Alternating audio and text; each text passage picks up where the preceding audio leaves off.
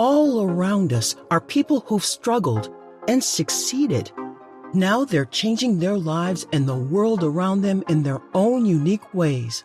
Fox Coaching and First Story Strategies bring you these stories and more from the people who make things happen. This is Success Insight. Good morning, everybody. This is Howard Fox, and I am one of the founders of the Success Insight podcast, and I'm very excited to introduce you to a gentleman that I've gotten to know past a couple years as we have been on the entrepreneurial business building journey.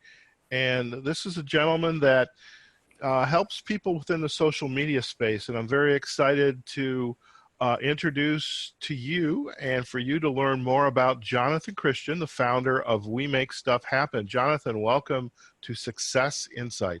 Oh my goodness, Mr. Howard Fox, the man, the myth, the legend. Drum roll. Well, you're the legend too. Well, Jonathan, you know, when we met a couple of years ago and I learned more about you and the social media and your journey, because you help people with, you know, telling their story as to grow their business. And you've got a pretty fascinating story as well, how you got to where you are today. And, you know, in Success Insight, this show is about ultimately success, but the insight is something where along this journey, something happens, some events, a conversation, a hint, and all of a sudden the world changes. And no doubt in the work that you're doing, you know, people are affected by the work you do for them on their behalf. And so I'm curious, you know, before we talk about some of those stories, some of the insights that led you along this path. So maybe you can share a little bit about yourself. I'd be honored to. My surname is Christian, as you said, and I was brought up in a very small island community off the UK called the Isle of Man, and my family history has been traced back to 1176. So by carrying on... It's a long time. It's quite a long time. Gotta love the churches for births, deaths, and marriages registers. So I carry a legacy of quite a hefty surname, and I was brought up in a third-generation family business. My grandfather started it. My dad took it over when my grandfather died, and then I took it over from my dad. Actually, not long after I left school. So I was always brought up in this service mindset. My grandfather was, you know, just very well respected in the community. He sold central heating oil and farm fuel. My dad took it over, super well respected in the community. And it was never because of them as entrepreneurs. It was them because of the type of men that they were, always willing to help people, always willing to go out of the way to make a solution happen. And that's how I was brought up. I had my own business when I was 16, met my wife, we got married, left the Isle of Man, moved to England because we just wanted to do more in life. Lived near London for about 7 years, moved again because we wanted to do more in life. Eventually ended up in Vancouver, Canada with 3 children because we wanted to do more in life. And when I say wanted to do more in life, I wanted to make a difference. I wanted to help more people. Sure, I make money out of helping people more times than not, but that's not my real reason. Mm-hmm. The world's my stage. I mean, really is. The way the internet is today, I can do anything for anybody, anywhere. And I'm so excited about that. And that's the beauty of it. It's fantastic. And Zoom and podcasts and just communication tools now are so easy to adapt that I get so excited every day that I have this global community that need my help. And I love it. So how did you decide? So you had a career, you know, you were in the family business for a while. Then you mentioned you had a career, a job it's interesting when you say career, job, passion. Yes. There's differences between all three of those. The job you left in the Isle of Man, what was that before you moved to London? Good question. So it was a family oil business. That was the oil business, yeah. And then that was bought out by a multinational oil company. That's a good thing to happen. That was a great thing to happen. And the goodwill of the business was basically me. Okay. And my father's name and everything that went with it. Certainly not oil tankers. They were not quite as good as theirs. But we had a family history, and we had a very, very big book of business, and that was a very loyal book of business. So that's how I joined. And as I say, I outgrew the Isle of Man. There wasn't a contract to be written that I hadn't written. So they moved me to their head office in London. And for 7 years, I served their company. And again, pretty much achieved everything I set out to achieve. I had the best results of any area manager in the company. And everybody kept saying, oh, he's got the best real estate. He's in the best area. He just got it lucky. And it's like, I work my ass off, my friend. Can I say it? But I work my tail off. And, that's very interesting. And that's a common mindset is when we see others being very successful, we often, not always, but we often compare ourselves to them. Well, I'm just as good as them, but the reason I'm not successful is because there's something unique about their territory, something they were given. Yeah. And we oftentimes don't step back and say, well, what is he doing? What can I learn from him about how she is doing his or her work? And what can I learn? How can I grow? And so this mindset, this building a goodwill, helping people, that is what helped make you successful. As you sold the firm, you went to London, and getting all those accolades. I mean, does this come natural? Is this a part of just upbringing? Is it just lessons learned? I think it was. I mean, I think it's in my DNA. I genuinely do. I think entrepreneurs are born, not made. I mean, there's something in you that just gets you going that you can't necessarily give to somebody else. And I have that gift. I know I do. But what was interesting with the oil company was I stepped back because I didn't think I was doing anything different than anybody else, but certainly my numbers portrayed something dramatically different. And when we analyzed it, their staff turnover was massive. And they were constantly hiring, constantly training, constantly going backwards to go forwards. I hardly had any staff turnover at all. And over a 4 or 5 year period, the loyalty that I built out of my team was insanely high.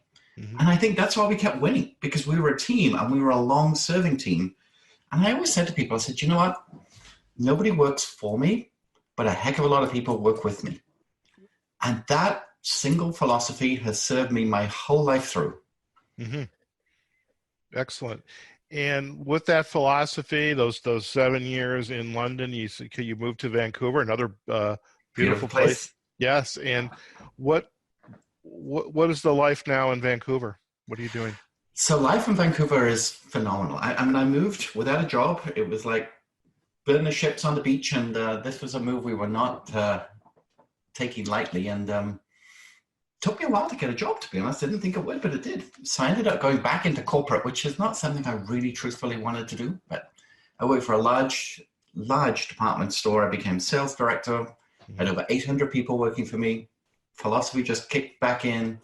Loved it. But what I didn't love was the 70 plus hours a week, working every weekend, and looking at my family. It's like, I moved continents to have a better life, and I'm back where I was. Right. So this has to change. So in 2004, gosh, you're my age now, I called it a day on my corporate career and set up my own business, which was the Jonathan Christian Consultancy.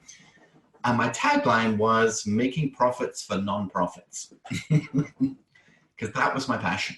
The nonprofit space. Absolutely. I loved it. How did that passion, where did that come from? Well, as beknownst to my name, a lot of people say, so are you? I went, what? A Christian? I went, funny enough, yeah, I am. But I'm not a very religious person. I'm very much a faith person. And I respect so many other people's faiths. But I had worked with an organization in the UK for the last 2 years that I left there that had an amalgamation of 16 churches fundraising to raise money to open up a high street store that was an ecumenical, sort of non-religious, safe place where people could go and have coffee and read a book. And it was something that I was very passionate about. And I led that project, and we opened it. And you know what?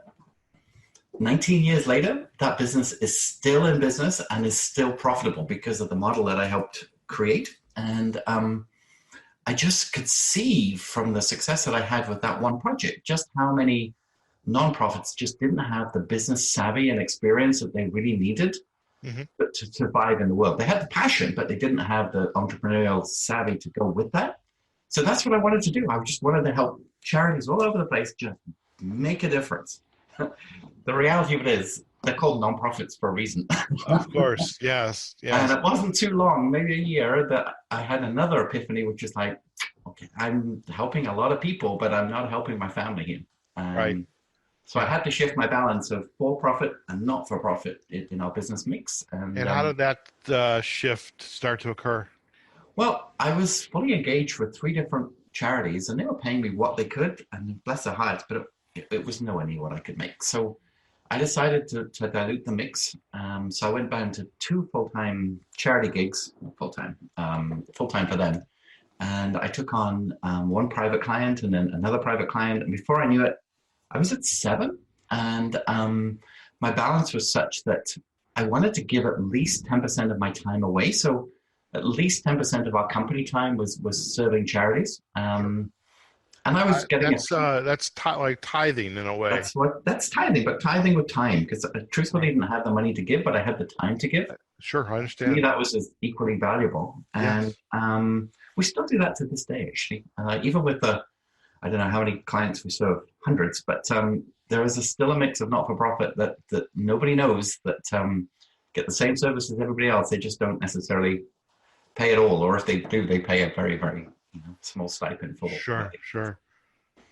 And what? So now you've got this growing, budding business with the consulting, your work, having private clients, the nonprofits.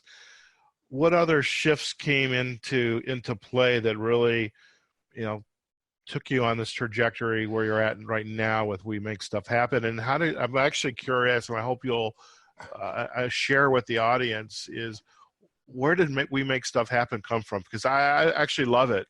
I love it. So how did you start to make stuff happen? This story puts the hairs on my arms standing up every single time. 2008, the wonderful year of the Great Depression since the 1930s that we all sadly remember all too well. Oh yes. And it was a trifold year for me. My mother passed away, who was a matriarch of our family, and I had no idea how much influence she had in my life until she wasn't there. Most of our marketing business in 2008 dried up because a lot of people just decided they could save money, and that was the first place they should save money, despite me saying this is actually the place that you should spend your money. Yes. And just to add a double whammy to all that, I was badly rear-ended in a car accident at a red light, and disc in my neck was so badly herniated. I was in chronic pain, lost the use of my right arm through my tricep nerve, and I ended up, by the end of 2008, in a very, very dark hole. Very little business, if any at all, to be truthful. Lost the main influence in my life, which was my mom, in chronic pain. Truthfully, I was chewing OxyContin like M&Ms, and that was the only thing that was, and no hallucinogenic effects. Don't ask me how, but never tripped me out at all. It was just the only thing that nulled the pain. Tylenol T3s were okay, but Oxy was my jam, and terrible admission to say, but that's the only thing that was working. And a good friend of mine, Howard Olson, who I'd heard at a conference speak in Niagara Falls, he lived in Vancouver, we'd connected, just called me up one day and said, hey, I've got a 2-day workshop at the Vancouver Club. It's on, high ticket sales development. Do you want to come? And he said, before you answer, I know things have not been good for you this year. This ticket's on me.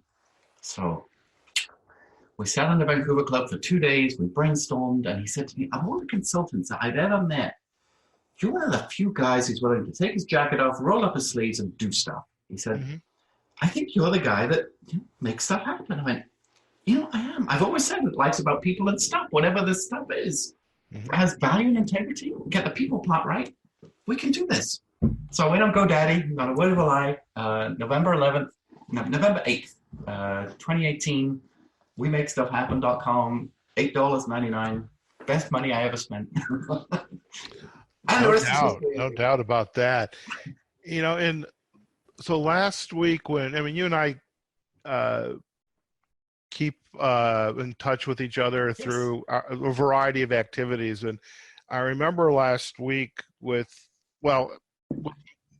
actually, before we go there, with the creation of We Make Stuff Happen, and you had the injury, you're recovering from it. What additional shifts occur between what you were doing pre-injury to post? Is there a shift there? The huge shift was one person. His name was Neil Garden. And my daughter was in a very progressive high school, my eldest daughter. And in grade 11, they actually had an elective called entrepreneurship. So grades 11 through 12, they could actually do a class called entrepreneurship, which Gemma chose to do. And they were all assigned a business mentor from the local community.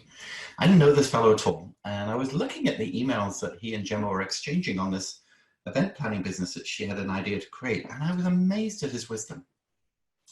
So much so I wrote to him myself just to thank him for going out of his way to invest in my daughter, and that I'd love to meet him sometime. So we did. We met for tea. He was an incredible man. He could make a tea bag last 3 hours.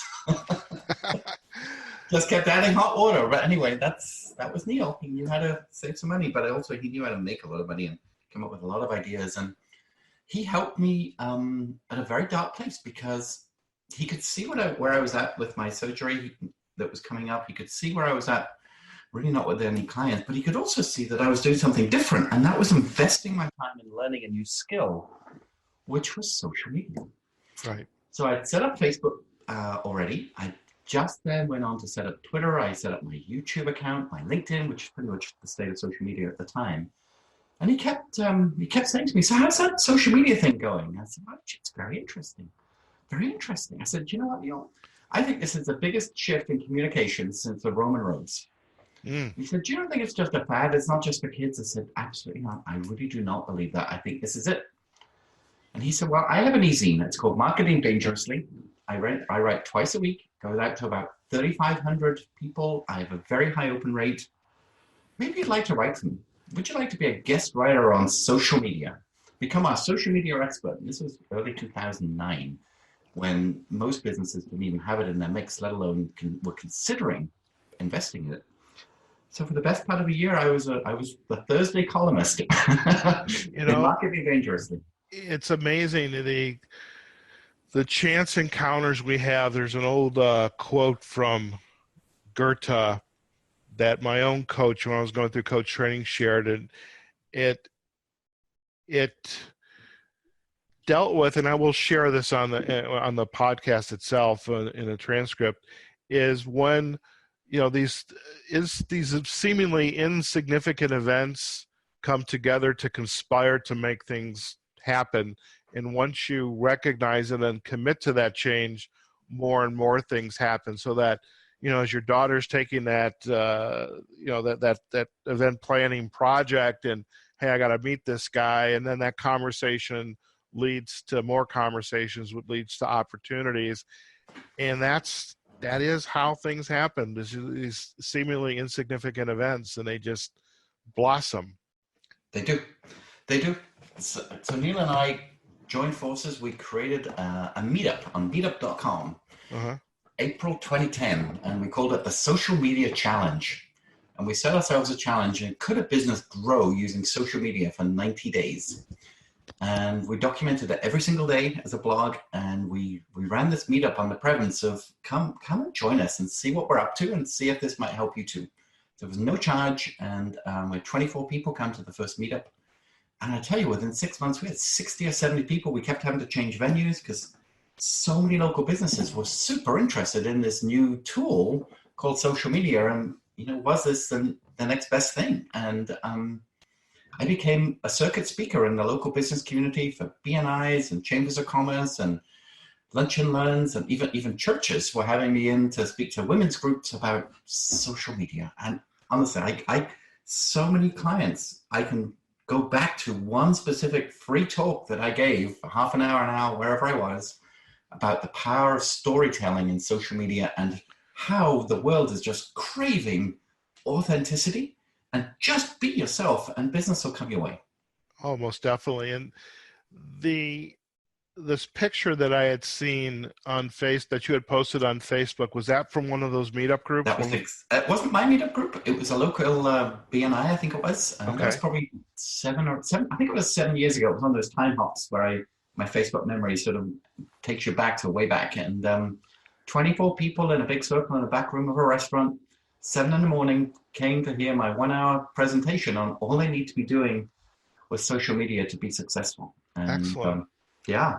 So if we jump forward to today, what is We Make Stuff Happen today? What are you doing today to make stuff happen for your clients? And then I'd love to get a story or two of, what have they been struggling with and how We Make Stuff Happen in your team. Because I know behind Jonathan Yes, Christian there's a huge team, including your lovely wife, is supporting you, or the firm, to also make stuff happen.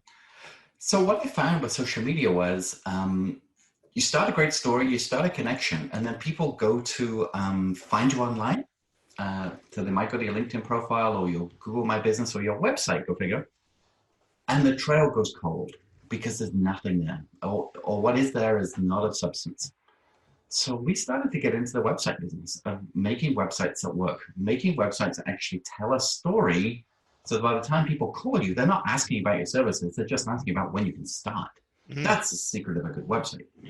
And then I subcontracted a number of people, one of which was a lady called Lindsay Carlson, who's now our director of development and is a full-time staff member now, but was a contractor. And most of our team now were independent contractors who have just come together and we formed a company. And now we're a very viable 7-figure business with 6 full-time employees. We still have a number of amazing contractors who are very loyal to us. So we're really in the digital marketing space today. So within the digital marketing space, so it's not just website development. What are the other components of the web A lot of it is branding. I mean, we all need a personal brand these days to make a difference because social media has become very crowded. So you have to stand out, and that's the quality of your pictures, your e-signature on your email, your business card, how you show up on your website. That has to have a consistent theme. Definitely. So we spend a lot of time in personal branding and creating those style guides. And then we also spend a lot of time in storytelling, really helping people get their story out there. So that 15-second elevator pitch, the 5-minute sort of bio talk, the 1-pager, the half-an-hour keynote, that 1-hour keynote. We spend a lot of time helping people be able to tell a story in such a way that it's not about them. It's about the solution that they provide and the problems that they fix and the examples that they use through that are typically solutions that they've helped for other people. I very rarely say, look at me, look at me, look at me. Because that's what other people do. And I hate it, to be truthful. And I use that word strongly because I really cannot stand these internet gurus who are dropping the keys to the Ferrari as they walk in the kitchen and, I just came back from Bora Bora. It's like, good for you, buddy. But, I'm in the business of helping people. I'm not in the business of you looking at me. And I think that's where, and perhaps this is just why, our interactions with each other, just being around is just total resonance. I totally appreciate that message and that sharing, and also the acknowledgement. I'm so happy to hear this, is the power of the story. And it's, you and I are not the heroes of this story. We're a guide, a mentor, so to speak.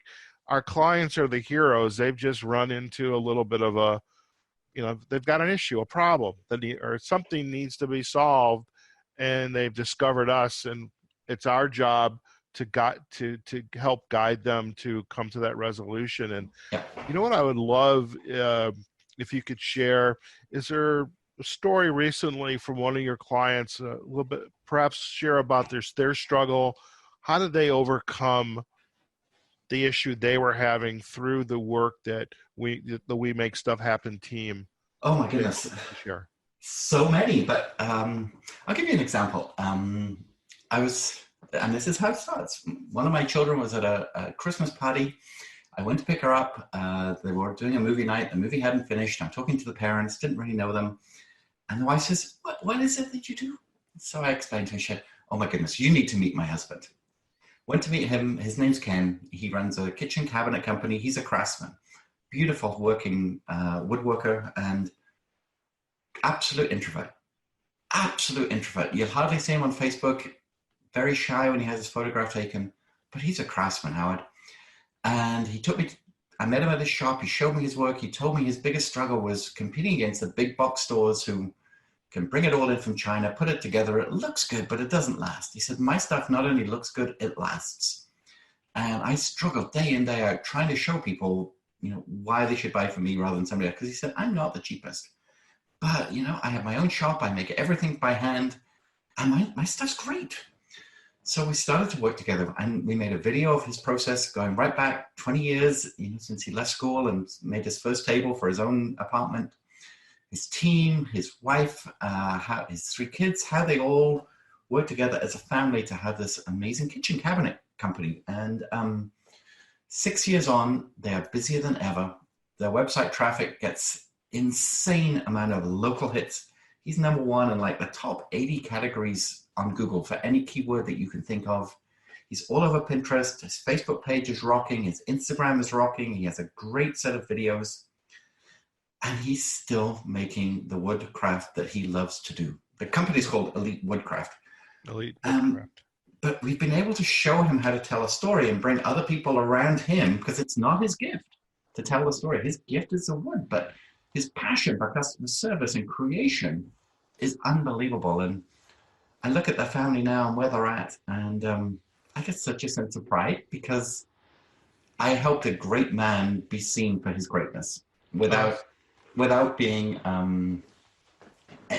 putting him on a stage or putting him in front of people. We just embraced his uniqueness and told the story, That's fantastic. And there are other tens of hundreds of other similar clients. Literally. Yeah. Literally. What are some of the other so this gentleman was in woodworking. What are some of the other industries that you're also supporting? Oh my goodness. Does it really matter what you do? Well, yes, it does. Okay. There are certain industries I don't do. Okay. Typically truthfully around pornography and gambling. Okay, well. Other than that, which is I get that for most people. Okay. But my goodness, I'm just looking. We have all our clients on a wall. If I'm a post-it note kind of guy, so financial planning, local politics, a lawyer, a personal fitness trainer, a home brew center where they make homemade wine, plumber, a physiotherapist, a chiropractic, window manufacturer, notary. You are a one-stop shop. Anybody, you also can be a, Jonathan. We make Jonathan Christian, or we make stuff happen. Book of referrals. So if you need this, that is so true. It's amazing how many of my clients end up working with another client because of the introductions that I see. Because I get to see the DNA of just what makes them tick. And I know the personalities that are going to gel, and I know the personalities that will not. And I'm quite the matchmaker. I've even got marriages out of We Make Stuff Happen. Well, that's good to know. That's very good to know. Not many, but I can definitely tell you a couple. Excellent. Listen, in the time we have left, and I would truly appreciate all the time you've given. Yeah.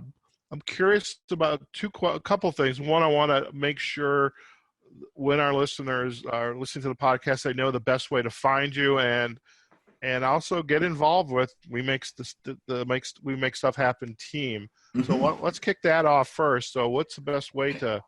Well, as you just said, WeMakeStuffHappen.com is absolutely where you'll find us. But we also write a hashtag, and that hashtag is Make Stuff Happen. Mm-hmm. And that is pretty much on. All you have to do is go to any social media platform that you use and put in that hashtag. You'll find our work. Okay, so that's the two ways that we get in touch. And I am much more of a Facebook guy than any other platform. So just Google my name, jump in Facebook and find me, and that's where I'll be. That's fantastic. And folks, whoever is listening to this podcast, you've got to check out Jonathan and his team and their great work they're doing. Jonathan,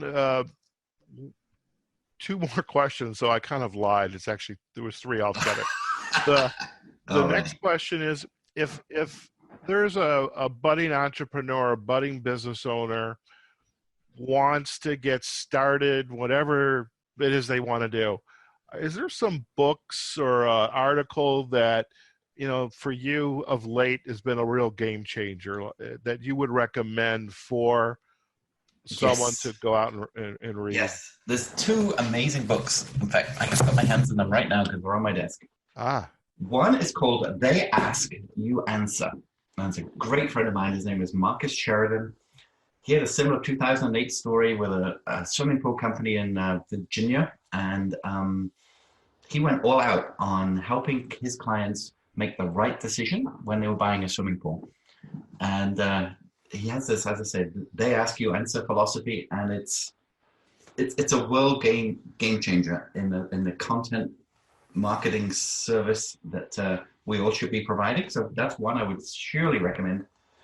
The other one is a fellow that I know not terribly well. I know him very well through social media, but his name is Mark Schaefer. Mm-hmm. And he has a book called Known that came out last year. And it's called The Handbook for Building and Unleashing Your Personal Brand in the Digital Age. And we talked a lot about that. We all need a personal brand. And Chris Ducker wrote a great book called A Youpreneur about it. Mark wrote Known. I've immersed myself in those two books this last year and really, really working on my own personal brand, but also our clients. But it still comes back to Marcus's book too, like They Ask, You Answer. There's nothing I won't do to help somebody, whether I get paid or not. Excellent. And that's the secret, is to keep paying it forward, and it will pay back. That philosophy, I'm full on board with that philosophy. What's next for We Make Stuff Happen? Well, I'm trying to work myself out of a job in the best sense, because what I do best, Howard, is motivate and inspire and create stories and take people to a whole new level. And I can do that from a big stage or in a small room or one-on-one. And I have not had enough time to do that because we've been growing the business. Mm-hmm. Now we're at a point that there is not one task that happens within Make Stuff Happen that somebody else isn't doing instead of me, and probably in many ways better than me. So it's released me to get a lot more opportunity to go out and speak, to go out and work with our clients, in their workplace, and really look at what's going on and help them create story from what I see. And that's where we're going. So I travel several times a month now with my wife, which we just love. Way on our way to becoming million milers with Alaskan Airlines, bless their hearts. And that's where we're going. Excellent.